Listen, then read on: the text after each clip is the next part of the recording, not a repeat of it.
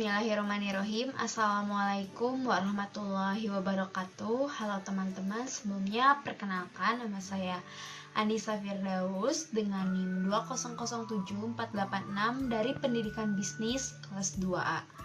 Pada kesempatan ini saya akan membahas suatu topik yang berkaitan dengan kepemimpinan pendidikan di sekolah. Dalam hal ini, saya akan membagi beberapa subtopik yang membahas mengenai kepemimpinan pendidikan di sekolah. Yang pertama itu ada definisi kepemimpinan pendidikan di sekolah, yang kedua syarat-syarat kepemimpinan pendidikan di sekolah, yang ketiga fungsinya, yang keempat tipe-tipe pemimpin di sekolah, yang kelima keterampilan yang harus dimiliki oleh pemimpin pendidikan di sekolah, yang keenam, pendekatan teori munculnya pemimpin, dan yang ketujuh ini membahas mengenai pendekatan mempelajari. Langsung saja, yang pertama itu ada mengenai definisi.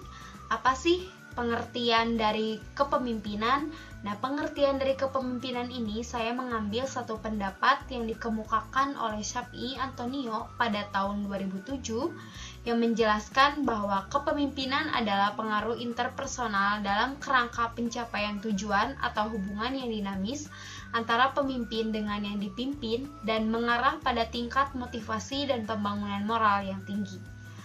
Lalu, apa sih definisi dari pendidikan? Nah, definisi pendidikan ini menurut Undang-Undang Nomor 20 Tahun 2003 menjelaskan bahwa pendidikan adalah usaha sadar dan terencana untuk mewujudkan suasana belajar dan proses pembelajaran agar peserta didik secara aktif mengembangkan potensi dirinya untuk memiliki kekuatan spiritual keagamaan, pengendalian diri, kepribadian, kecerdasan, akhlak mulia, serta keterampilan yang diperlukan dirinya, masyarakat, bangsa. Selanjutnya ada syarat-syarat pemimpin pendidikan. Yang pertama itu rendah hati dan sederhana. Tentunya sebagai pemimpin, sikap rendah hati ini harus dimiliki, atau dalam kata lain tidak sombong, karena sifat ini merupakan sifat terpuji dan harus dimiliki oleh setiap pemimpin. Yang kedua, bersifat suka menolong. Dalam hal ini, sikap suka menolong ini merupakan syarat atau hal yang harus ada dalam diri seorang pemimpin, di mana dalam hal ini seorang pemimpin itu tidak akan memikirkan kepentingan pribadinya, tetapi lebih mementingkan kepentingan orang lain juga. Yang ketiga, sabar dan memiliki kestabilan ekonomi. Contohnya ketika menghadapi suatu permasalahan di dalam organisasi ataupun lembaga, seorang pemimpin harus memiliki suatu kesabaran yang ekstra luar biasa. Dan yang keempat, percaya kepada diri sendiri. Kenapa sih seorang pemimpin itu harus percaya kepada diri sendiri? Karena ketika memutuskan suatu hal atau menghadapi suatu permasalahan yang sangat mendesak, tentunya hal ini harus berdasarkan pemikiran dari diri sendiri terlebih dahulu sebelum bermusyawarah dengan anggota-anggota lainnya. Yang kelima ini jujur, adil, dan dapat dipercaya. Sifat ini merupakan sifat dasar atau pondasi ketika kita menjadi seorang pemimpin. Dan yang terakhir, keahlian dalam jabatan. Nah, keahlian dalam jabatan ini sangat diperlukan karena ketika seseorang memimpin suatu lembaga atau organisasi, tentunya harus ahli di bidang tersebut. Contohnya ketika seseorang diamanahi memimpin di suatu lembaga atau organisasi yang berandaskan atau dasarnya pendidikan, namun dia tidak memiliki basic pendidikan, tentunya tujuan yang akan dicapai dalam suatu organisasi tersebut tidak akan bisa tercapai atau terselesaikan dengan. Selanjutnya itu ada fungsi dari kepemimpinan. Nah, yang pertama itu ada pemimpin membantu terciptanya suasana persaudaraan dan kerjasama. Yang kedua, membantu kelompok untuk mengorganisasi diri. Maksudnya yaitu ikut serta dalam memberikan rangsangan dan bantuan kepada kelompok dalam menetapkan dan menjelaskan tujuan. Lalu yang ketiga ini membantu kelompok menentukan prosedur kerja. Dalam hal ini membantu kelompok dalam menganalisis situasi untuk kemudian menetapkan prosedur mana yang paling praktis dan efektif. Dan yang keempat, bertanggung jawab mengambil keputusan bersama kelompok. Dalam hal ini, pemimpin memberi kesempatan kepada kelompok untuk belajar dari pengalaman Pemimpin mempunyai tanggung jawab untuk melatih kelompok, menyadari proses dan isi pekerjaan yang dilakukan, dan berani menilai hasilnya secara jujur dan objektif. Dan yang terakhir ini bertanggung jawab mengembangkan dan mempertahankan eksistensi organisasi.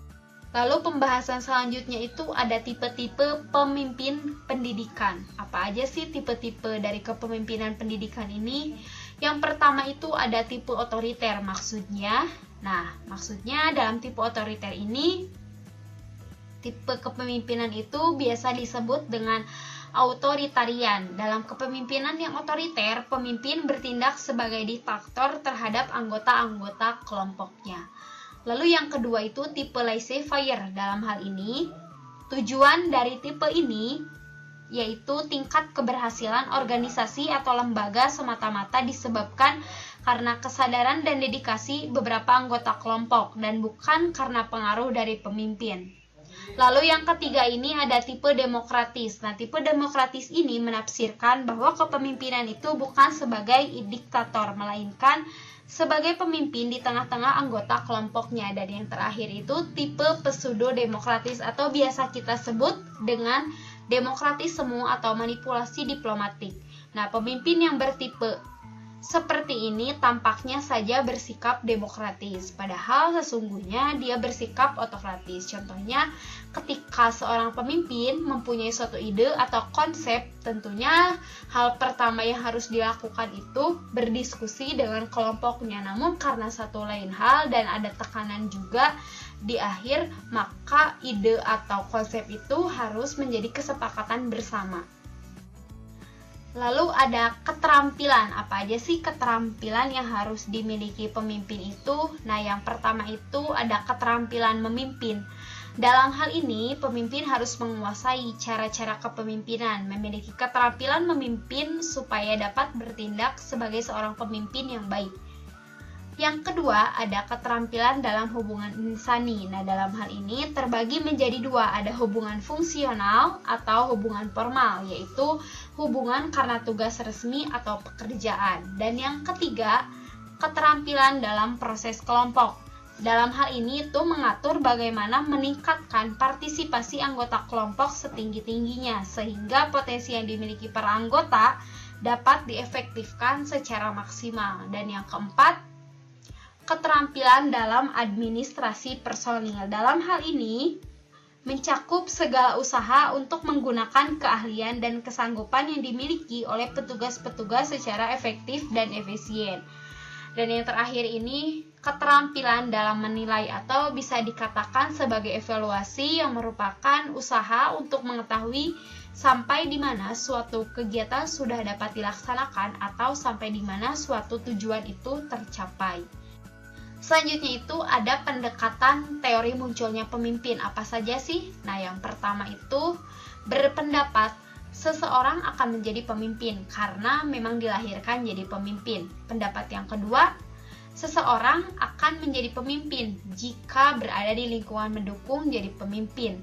Yang ketiga, teori ketiga berpendapat untuk jadi seorang pemimpin perlu bakat untuk berkembang. Dan yang terakhir, setiap orang itu bisa menjadi pemimpin.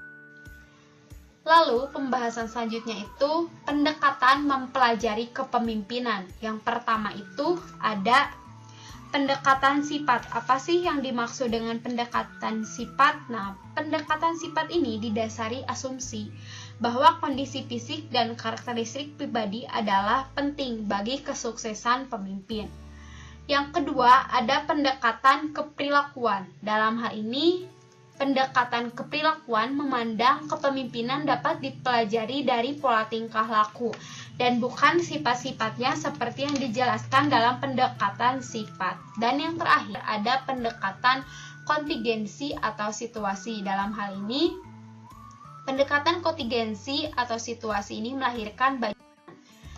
Itulah yang bisa saya sampaikan. Mohon maaf bila ada kesalahan. Terima kasih. Wassalamualaikum warahmatullahi wabarakatuh.